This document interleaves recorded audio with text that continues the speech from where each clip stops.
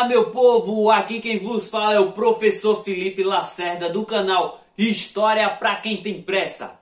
E se você está aqui, você tem pressa de aprender, tá com fome de conhecimento. E é por isso que eu, o professor, estarei aqui preparado para ensinar a vocês. O primeiro vídeo da gente hoje trata-se sobre uma introdução à história, tentando responder duas grandes perguntas.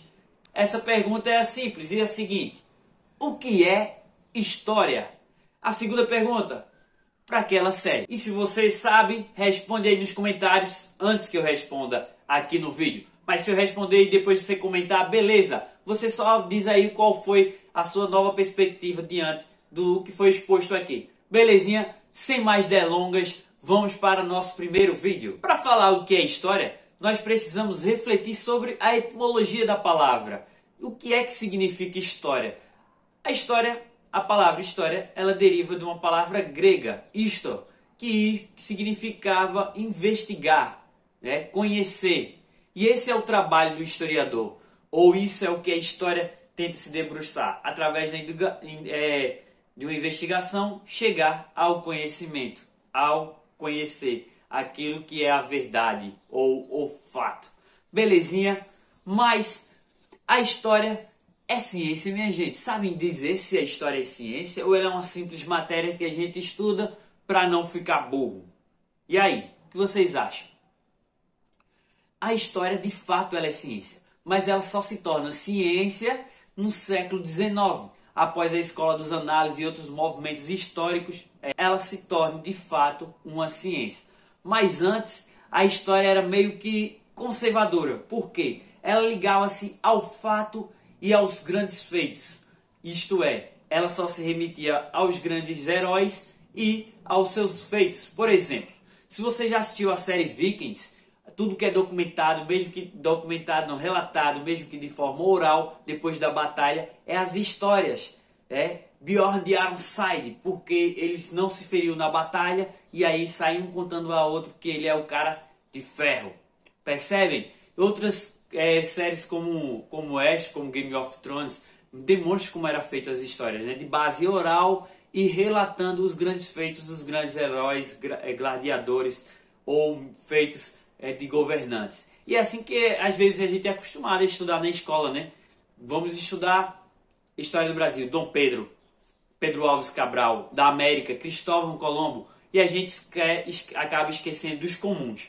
Então, no século XIX é inserido a gente, os comuns, ou os feitos da sociedade de uma maneira geral. Como diria Jim Sharp, a história vista de baixo. Olhar para baixo é olhar para todos aqueles que fazem parte da história.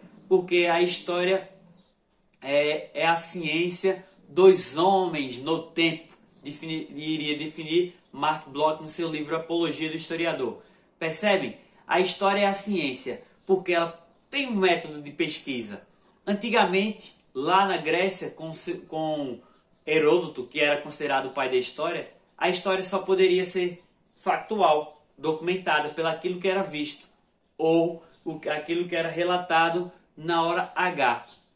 Percebem a mudança para hoje? Imagine aí, o historiador tem que estar agora na Ucrânia, documentando, escrevendo lá o que é que está acontecendo, sem dar uma estrutura maior ao seu trabalho, sem olhar para um contexto geral, melhor dizendo. E aí era um grande problema, porque para eu vivenciar uma história eu tenho que relatar e documentar, e como é que ficam as estruturas? E o que fez que acontecesse, e aquilo vai servir para sempre? É essa a grande questão da história tornar ciência. Porque para mudar esse método de se fazer. E aí Mark Bloch vai dizer, olha, a gente não precisa, as escolas dos análises, na verdade, vai dizer, não precisa estar de fato no local e no tempo para que a gente consiga fazer a história. Então, dá-se um método à história. Qual é o método? A investigação a partir dos vestígios históricos. E o que são vestígios históricos? São as fontes. Elas podem ser primárias, como os documentos. Qual a minha fonte primária do meu nascimento? O registro. Além disso, pode ser outras fontes, como jornais, pode ser livros, podem ser vídeos, imagem, iconografia, né, melhor dizendo. Além disso, tem várias outras coisas que podem ser história, documentos históricos, algo material e também algo que não é material, a própria fala, chamada de história oral, tá certo? Então ele dá essa metodologia dizendo que a gente investigando, procurando os processos históricos, sabendo que a história não estuda somente os feitos dos grandes heróis e do passado, porque ele vai dizer a história tem o passado, tem as permanências, as continuidades e a ruptura. O tempo histórico é feito dessa forma, não se estuda somente o passado. Tudo que é feito durante uma época, algumas coisas permanecem, outras mudam, que aí nasce a ruptura e transforma-se algo novo. O cristianismo que a gente conhece hoje nem sempre foi o mesmo, né? Se a gente vai olhar a época da Inquisição, caçando todos aqueles que não fossem cristãos, hoje é dessa forma? Não, pelo menos o que a gente conhece, né? Mudou-se diante o tempo. Então não há nada também que não possa ser passível de uma resolutiva ou de averiguação pelo historiador, porque a história também não é do passado. A história é a ciência do homem no tempo. Guardem isso, porque toda questão que nasce na história, ela nasce do presente. E como quase tudo é passado, o momento que eu comecei a gravar essa videoaula, até agora tornou-se passado. Então, mas depende da minha pergunta. Então eu utilizo o quê? O passado. É como estar dirigindo o carro, surge uma dúvida se eu posso ultrapassar ou não, eu olho para o retrovisor para saber o que vem atrás, para assim eu poder seguir adiante. A história é feita mais ou menos dessa forma. Belezinha, gente? Então, quanto mais difícil, mais complexa for a pergunta que sai do presente, eu tenho que utilizar o passado e posso ir também mais longe. Pode ser um passado próximo, depende da pergunta.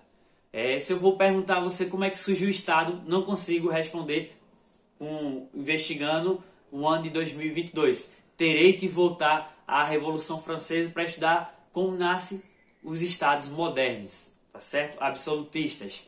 Mas se eu quiser pesquisar como é que nasce o Estado, ou uma forma mais parecida do Estado, eu posso voltar para a Grécia Antiga, para Roma, eu posso voltar para as civilizações egípcias. Percebem como é que é feito a história? A história é a ciência dos homens no tempo.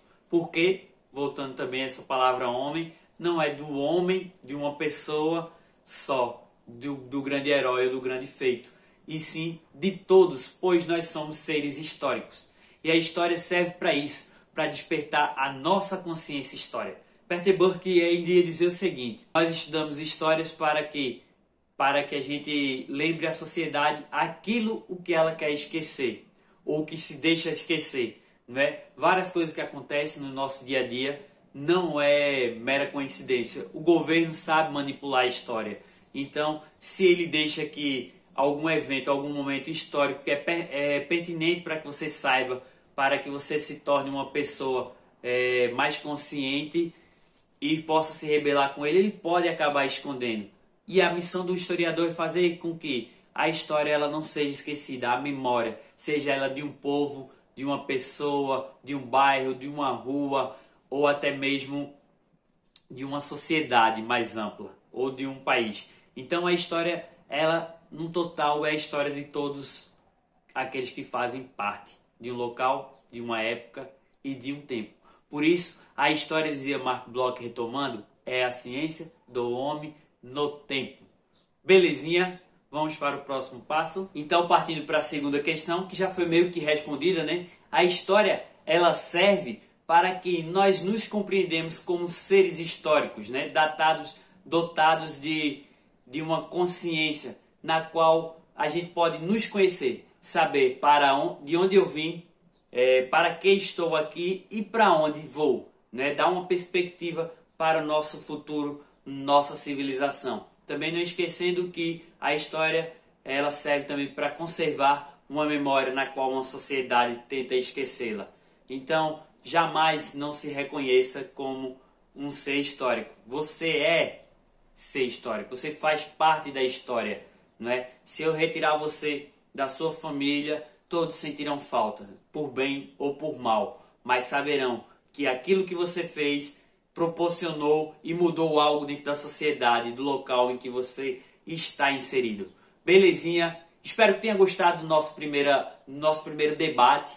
Tudo aqui é meio que natural, vai surgir assim a partir de uma conversa. Espero que você esteja dialogando com o vídeo, tá certo? Então comenta aí, compartilhe e deixe o like. Um grande abraço e até a próxima. Temos vídeos todas as semanas, certo?